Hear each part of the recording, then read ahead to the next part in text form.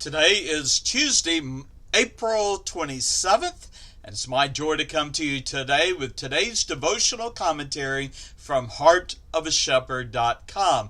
Our scripture reading today is Numbers 29 and Numbers 30, and the title of this devotional is taken from Numbers 30. It is, Men, the Axe of God's Judgment hovers over your head. Now, I want to begin by looking at Numbers 29. It continues the instructions regarding the offerings that Israel was to observe. Now, I am not going to go into a lot of detail in Numbers 29. That's because we've looked at these same sacrifices and feasts in earlier devotionals, Leviticus 16 and Leviticus 23. And so allow me to just limit my study of Numbers 29 to a summary of the offerings and the feast days. So Numbers 29, the law of the offerings. Well, we see different feast days that are presented to us again in Numbers 29. Now, they are the Feast of Trumpets. Now, that marked the beginning of the new year on the Hebrew calendar and was followed by the holiest of days, the Day of Atonement, or also known as Yom Kippur.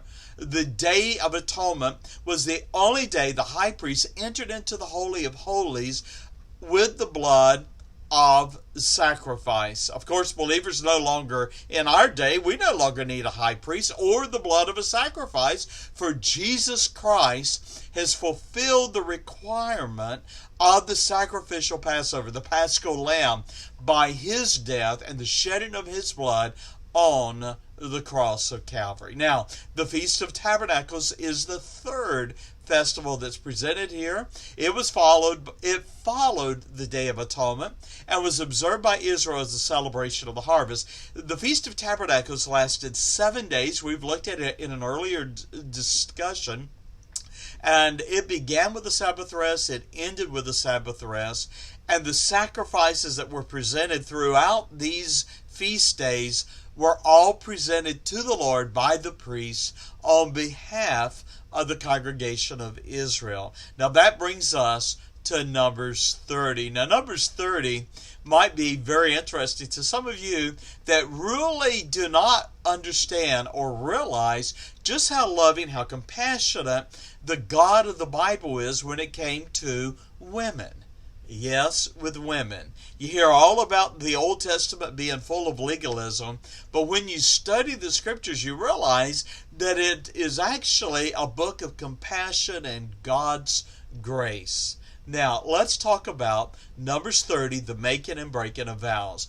In my lifetime, and I'm 64 years old now, I have witnessed the character of this culture move from a time when a man's word and a handshake were binding to today, when contracts are breached even by believers without as much as an apology.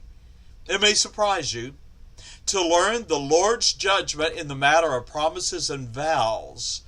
King Solomon, for instance, warned in Ecclesiastes 4-5, When thou vowest a vow unto God, defer not to pay it, for he hath no pleasure in fools. Pay that which thou hast vowed.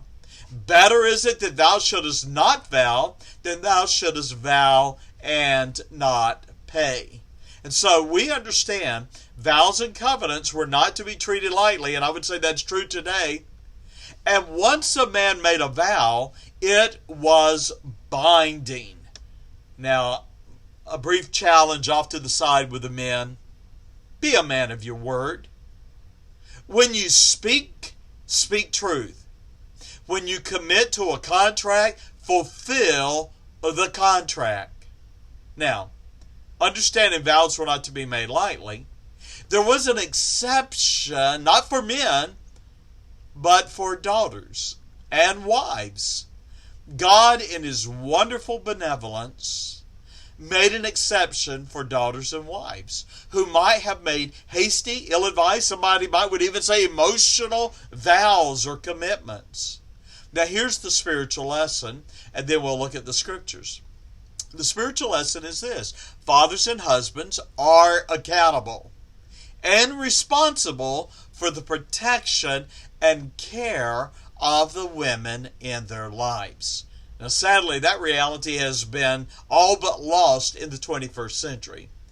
But let's consider, in Numbers 30, the matter of vows, pledges, and contracts, and notice God's compassionate care of the woman.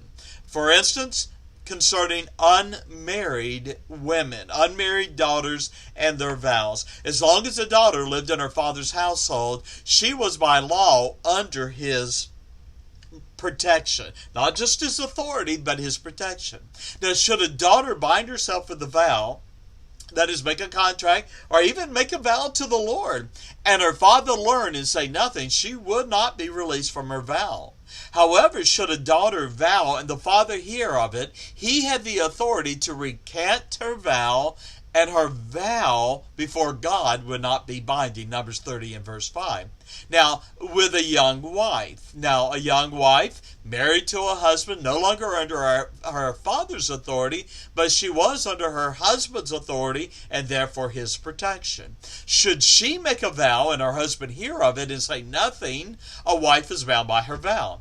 But should a husband hear of a wife's vow, her committing herself either to a man or to God, man, her husband, had the authority to cancel her oath, and we read in Numbers 30 and verse 8, and the Lord would forgive her. Now, what about a widow or a divorced woman? Well, they were not under her father's authority, and they were not under her husband's authority. And so women who were widowed or divorced were not under the authority of any man, and therefore when they made a vow to the Lord, they could not recant it. They must fulfill their obligation. And then finally, what about a wife who makes a vow? Well, the law concerning the vows of a wife serve as a reminder that a wife is not only under her husband's authority, but she is also under her husband's protection. A husband had authority to intervene, terminate the vow of his wife, or he could choose to allow it to stand. Once a husband learned of a wife's vow, he carried the weight and responsibility of determining whether or not he would intervene. Should the husband cause the wife to break her vow unadvisedly, he would do so bearing the weight of her iniquity and therefore God's judgment. Now let's sum this up with a lesson. A man is bound and accountable to God for the care of his daughters, as long as they are in the household.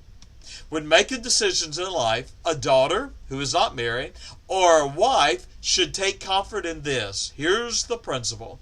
The weight of the axe of God's judgment is over the neck of their father or their husband. I challenge the ladies today, don't chafe with the husband or a father's authority in your life, for it is there for your protection. They have the authority to intervene when they feel you have made an unwise decision. The axe of the responsibility of that decision is over their neck. Be wise. You make a vow, men, keep it. When the ladies make vows and you learn of it, biblically, you should intervene. Let's go out and do right today. God bless you, and bye-bye.